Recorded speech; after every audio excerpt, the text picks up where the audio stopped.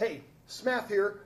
Next reactions video I've got for you. This time we're going to look a little bit more in depth on synthesis and decomposition reactions. Synthesis reactions, remember, we're taking two elements, combining them together. Couldn't be simpler. Here's what we've got. Take a little bit of iron and a little bit of chlorine. We're going to mix these two things together. Now, we don't remember the charge on iron because it's a transition metal, but I'm going to tell you, its most common charge is 3.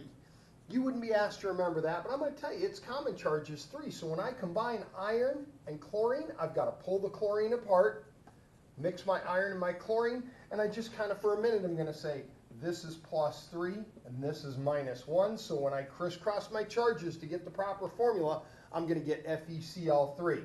Let's get rid of these. Now I've got to balance this because I have 2 chlorines here and 3 chlorines there. Least common denominator is going to be 6. So I put a 3 in front of the Cl, I put a 2 in front of the FeCl3, and then to balance it back, I bring an Fe out here. That's my Fe reaction, 2 elements combining. Here's one where we have sodium and oxygen combining. Sodium and oxygen are combining. Sodium has a charge of +1, oxygen has a charge of -2, so when we crisscross those to write the proper formula, I need to have 2 sodiums here. To balance it on out now, I put a 2 to get my oxygens even. That gives me 4 sodiums, and those are synthesis reactions. 2 elements combining together. Now, these elements are pairs. Why are they pairs? These are called diatomic elements. They're always found bonded together. If they can't bond with something else, they're going to have the ability to bond to themselves. So we see HOCl, Br, Fi, and N, all of our halogens coming in with a couple of oxygens and nitrogens and hydrogens as well. These are called the Huckleberry fins. They're always diatomic, and that's why you see them here as a 2 as they're written. Now, my second reaction today is going to be decomposition. Now, this is where I'm taking a compound and splitting it apart. I have some regular old iron oxide, iron 3 oxide, rust.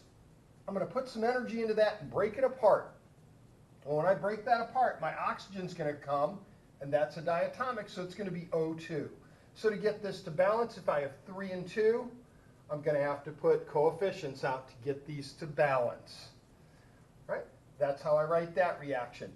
The rubidium iodide I've got here is going to split apart. Now I know this is going to come apart into rubidium, and iodine. Is iodine one of my Huckleberry fins? It sure is, so I get I2. Balance it on out because there's a 2 there. I've got to put a 2 out in front, and then I have to put a 2 on the rubidium to make it balance. That's our first 2 types of chemical reactions. I'm Smath. I hope this video helps you.